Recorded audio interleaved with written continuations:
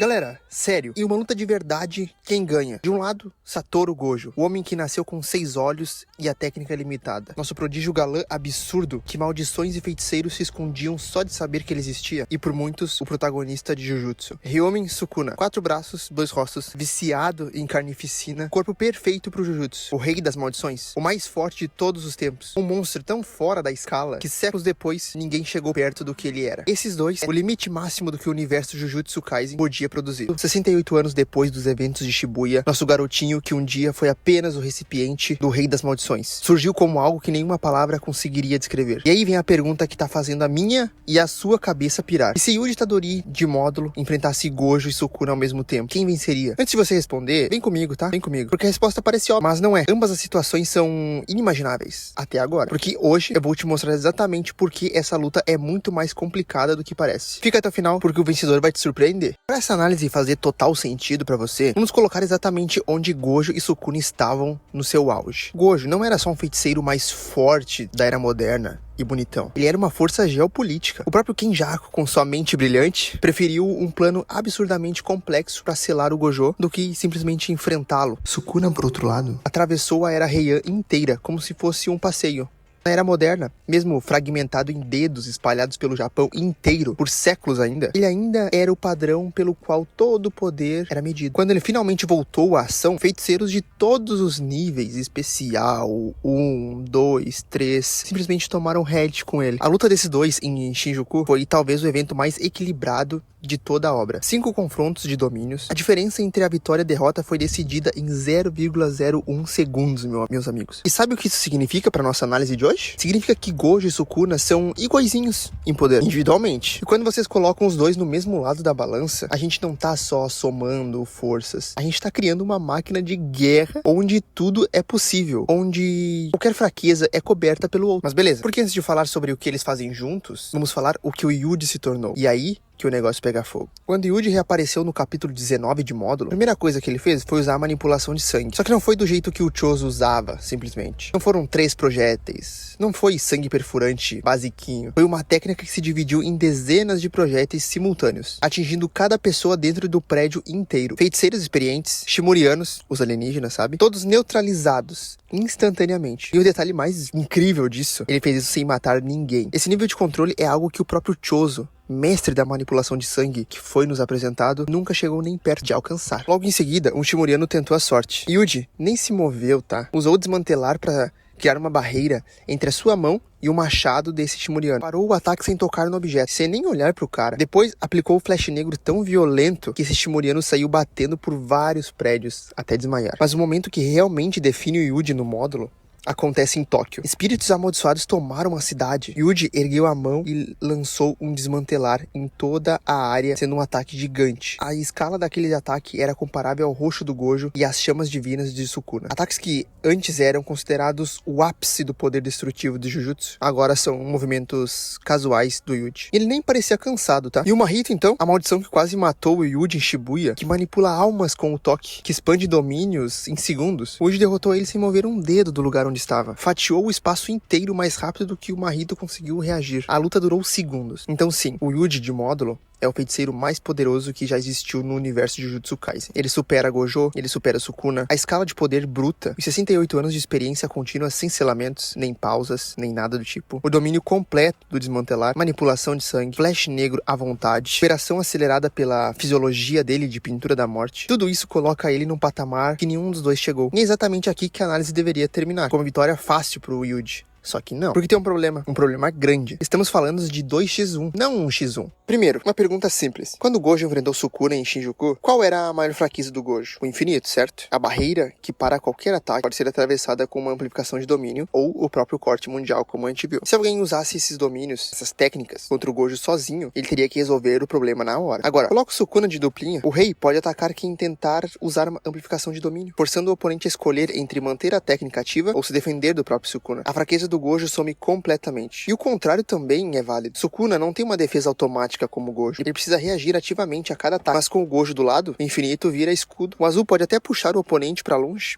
quando o Sukuna estiver vulnerável. A cobertura mútua é quase perfeita. Mas isso ainda é o básico, porque agora Vamos falar dos domínios. Quando os dois domínios colidem, o mais refinado vence. Simples assim. Mas o que acontece quando 3 domínios colidem e 2 deles estão empurrando na mesma direção? O domínio do Yuji leva o oponente para uma paisagem da sua cidade natal. E o acerto garantido ataca diretamente a alma. É super poderoso, sem dúvida. Mas será que ele é mais refinado que o vazio infinito do Gojo e o santuário do Sukuna? Ao mesmo tempo, porque a pressão combinada de 2 dos domínios mais refinados da história, empurrando ambos na mesma direção, é coisa de louco. E a lógica sugere que o lado com 2 domínios tem vantagem matemática. Tem um detalhe que piora tudo isso. O santuário malevolente pode ser expandido sem barreira fechada, como a gente bem viu. E foi exatamente isso que Sukuna fez contra o próprio Gojo. Expandiu o santuário malevolente por fora, enquanto os domínios colidem por dentro, destruindo a barreira externa do vazio do Gojo. Foi assim que ele quebrou o domínio do Gojo nas primeiras tentativas. Agora, aplica essa lógica contra o Yuji. Yuji expande seu domínio com a barreira fechada. Gojo expande o vazio, dentro da própria barreira do Yuji, criando assim a disputa. Sukuna expande o santuário malevolente sem a barreira, atacando a barreira do Yuji por fora, simultaneamente. Yuji estaria lidando com informação infinita, tentando paralisar sua mente por dentro, e os cortes garantidos destruindo sua barreira por fora. Tudo ao mesmo tempo. Isso é um pesadelo que nenhum feiticeiro jamais enfrentou na história de Jujutsu. Mas sabe o que é ainda pior de tudo isso? Mahoraga. Numa luta hipotética, onde Sukuna tem acesso às 10 sombras, ele invocaria o General Divino sem pensar, e o Mahoraga começaria a se adaptar a cada técnica do Yuji. Desmantelar, flash negro, manipulação de sangue, a roda não para de girar. Na luta original, Sukuna estava sozinho. Ele tinha que proteger o Mahoraga enquanto esperava as suas adaptações, que limitou as opções deles e forçou ele a lutar na defensiva. Mas agora,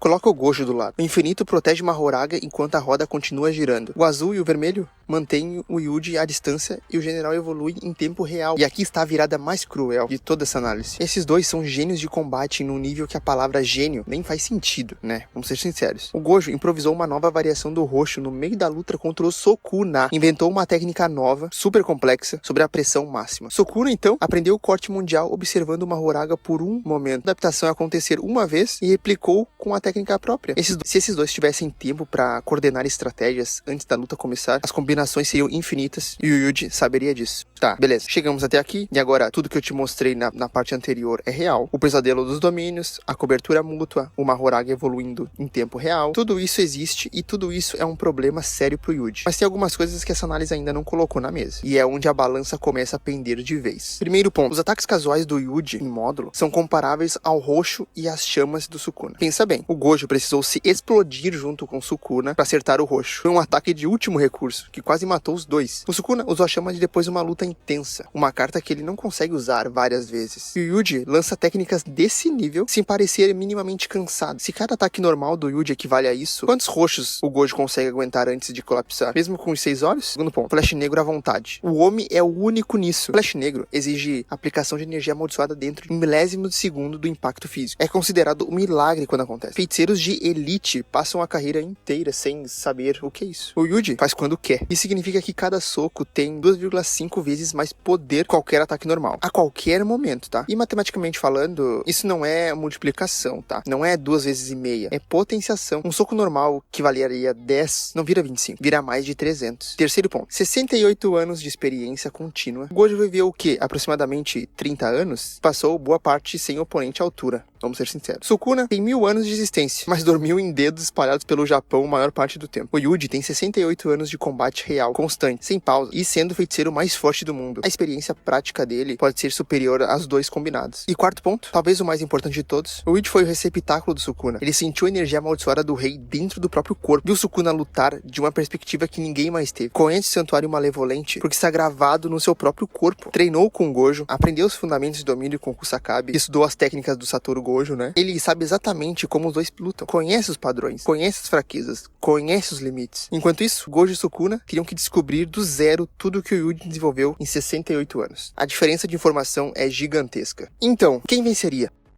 Yuji Itadori. Mas essa luta não seria simples assim. Não seria o Yuji chegando e dando um soco e os dois caíam. Não. Seria uma luta épica. Uma que eu queria muito assistir. Uma guerra onde cada segundo conta. Onde um erro, um mínimo erro, poderia custar a vida do Yuji. Onde uma Horaga estaria evoluindo constantemente. Onde 2 gênios de combate estão coordenando ataques. Incrível, incrível. Onde o roxo e o Cote Mundial podem vir ao mesmo tempo de direções diferentes. O Yuji venceria, mas sendo testado até o limite. E sabe qual a verdade mais incômoda de tudo isso? A que ninguém quer admitir ou parou pra pensar? Gojo e Sukuna foram tão equilibrados entre si que a luta deles foi decidida em 0,01 segundo. Se você colocar esses dois no mesmo time, cobrindo as fraquezas um do outro, você cria algo que nenhum indivíduo deveria conseguir enfrentar. Nenhum. O fato de Yuji ainda vencer não é a prova de que seria fácil. É a prova de que ele é uma anomalia ainda maior que as anomalias. Gojo dizia que a próxima geração não seria limitada pelo rótulo de grau especial, que eles superariam tudo que veio antes. O Sukuna disse que a alma do Yuji era a mais inabalável que já encontrou em toda a história. Talvez os 2 maiores monstros de Jujutsu já soubessem, cada um à sua maneira, óbvio, que um dia o garoto chegaria até esse patamar. E quando chegasse, nem os 2 juntos seriam suficientes para segurá-lo. Concorda comigo? Acho que o Yuji venceria com dificuldade ou que eu tô subestimando o Gojo e o Sukuna? Comenta aqui embaixo, porque esse é exatamente o tipo de debate que eu quero ver rolando. Se curtiu a análise,